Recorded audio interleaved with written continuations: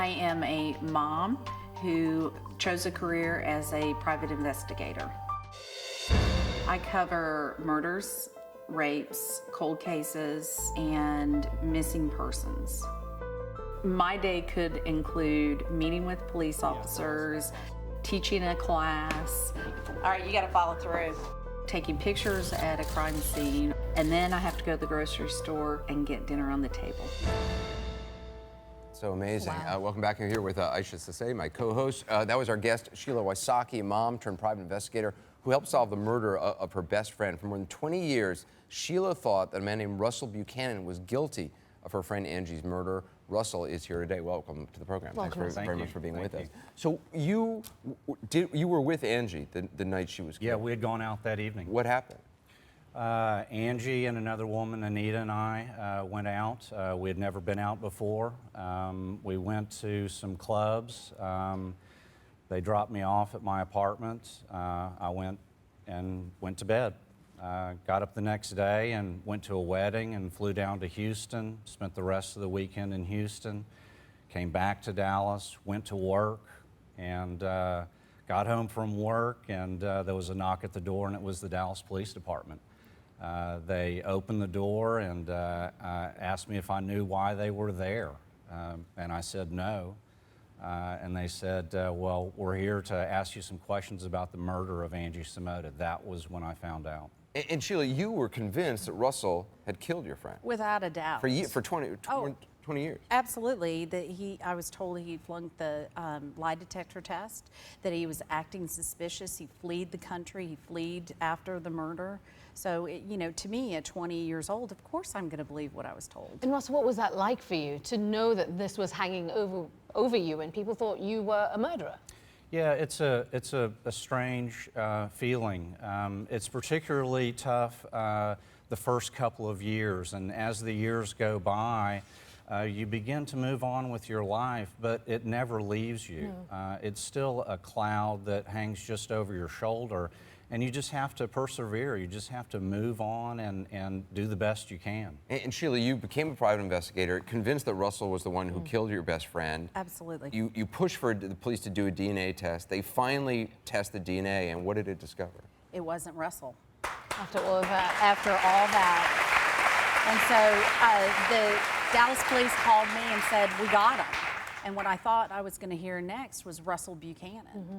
And what they said is, it's Donald Bess. And I had never heard that name, ever. He wasn't in our group of friends. And it just turned out, who was he? He was a 5-time serial rapist who happened to be out on parole the weekend he murdered my roommate. And Russell, for you, once you found out, first of all, how did you find out that they had found The Dallas Police Department called me, a sergeant, and told me that they had found the murderer. How do you feel towards Sheila? I mean, who for so long, I mean, she went out to dinner with you, suspecting you of murder, trying to get you to confess. What do you want to say to her? I want to say thank you. For one thing, without Sheila, this case would not be solved, number one. And number two, since solving this case, Sheila has been so warm and kind and generous to me and my family. It means a lot to me. And Sheila, what do you want to say to Russell? Oh, I met with Russell last February, and I told him everything that happened behind the scenes, and I asked him for forgiveness because I felt like all this time I had harbored such bad feelings, and how could I go after this guy? He was innocent, and it really changed the way I think and thought about cases. I just think it's so great that you took matters into your own hand, empowered yourself, educated yourself to help solve the murder of your friend.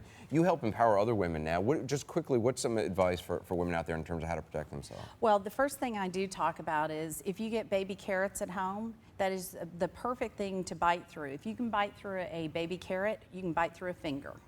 That's the first thing. The second thing, boots. If you are single and you live in a condo or an apartment, then put boots, big boots that you get from Goodwill. Like a man's pair of boots? Biggest size you can find at Goodwill. And outside your house? Just to send a signal if anyone's watching the house that because your perpetrator is going to go after the weak. So they're not going to want to come against a size 12 or 14 pair of shoes. They're going to look for someone who doesn't have that. And then the last thing are keys. Now, we've all been told how to do keys, but we talk about putting keys like this, the psycho, where you can gouge their eyes out. And I promise you, you have 3 seconds to make a decision, you or the him. You can gouge their eyes out. Well, and now you're a private investigator, and you work on other cases. I do work on other cases. I have a missing girl in Tennessee that we'd like to find. And I know there are people at home and people here in the audience that may wonder whether you're ever worried about your own safety doing this kind of work. I absolutely do. I live in a very good community with guards, and I do carry a gun because the police won't be there when someone's trying to kill me. So I have to protect myself, and my kids are very security oriented. Well, I think it's just amazing what you've done and how Yeah, you've really it changed your really entire is. life and the lives of others. And Russell, I'm so glad things have worked out for you. Thanks for Thank you.